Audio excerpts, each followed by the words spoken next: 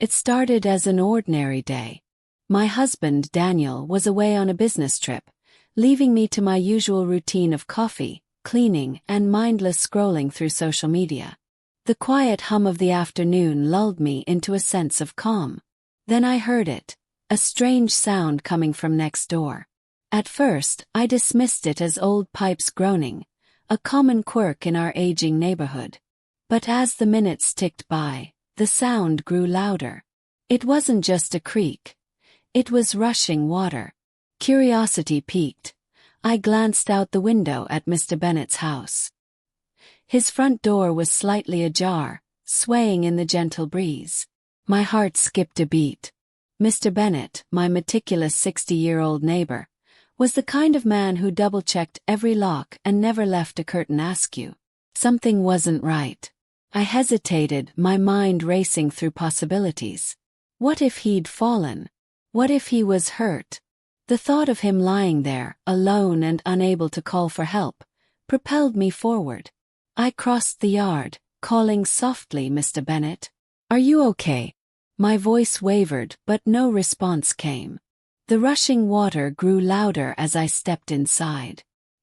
His living room was spotless as always, everything perfectly in its place, with a faint scent of aftershave lingering in the air.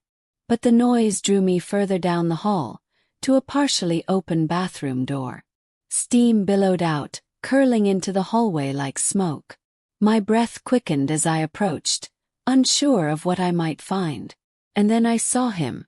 Through the fogged glass of the mirror, Mr. Bennett stood under the shower, water cascading down his broad back. I froze, horrified at my intrusion. Before I could leave, he turned slightly, catching sight of me in the reflection. His eyes widened, not in anger, but in something closer to surprise, even amusement. I'm so sorry," I stammered, averting my gaze and fumbling to grab a towel from a nearby rack. He chuckled, his voice warm and calm. "It's all right. I should have locked the door. You were just being thoughtful." His composure disarmed me. Where I expected irritation, there was only kindness. Standing there, droplets of water clinging to his silver-streaked hair, he radiated an unshakable grace. "I thought something was wrong," I mumbled, backing toward the hallway. "I'll leave now." Before I could retreat, his voice stopped me. "Wait," he said softly. "Thank you for checking on me. It's nice to know someone cares." As the days passed, I couldn't shake the memory of that moment. Embarrassment burned hot in my chest, but something else lingered too, a feeling I couldn't quite name.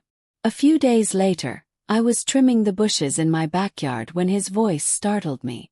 "Looks like you've got your hands full," he called from his side of the fence, leaning against it with an easy smile. I fumbled with the clippers, my first instinct to retreat. But his tone was warm, his smile disarming. "It's more of a battle than a skill," I joked, trying to match his light-heartedness. He chuckled, a sound that was quickly becoming familiar. "If you ever need help, just let me know." Over the next few weeks, that simple moment blossomed into something unexpected.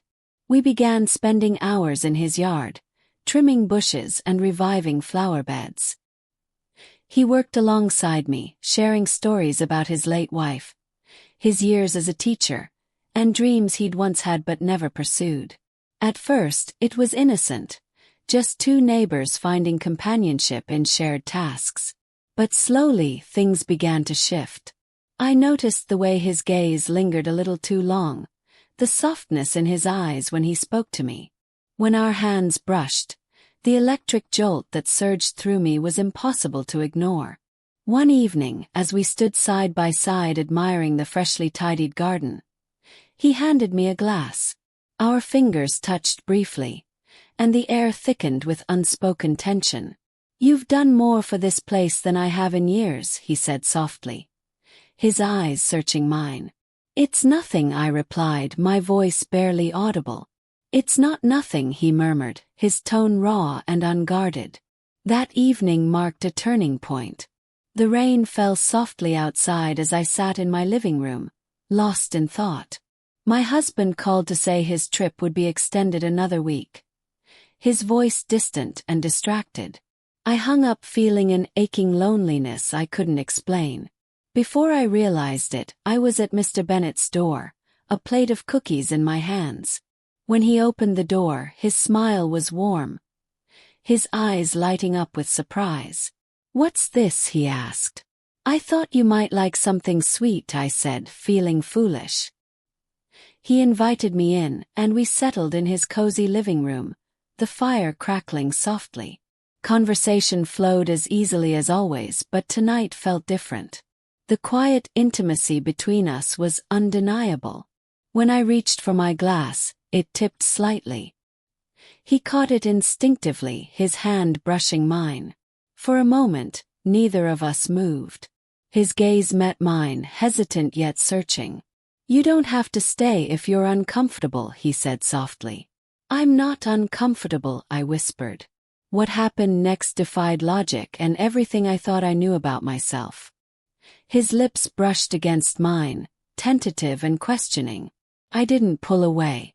The world outside blurred as we crossed a fragile line, one I couldn't uncross. In the days that followed, guilt weighed heavily on me. My husband returned, oblivious to the storm raging inside me.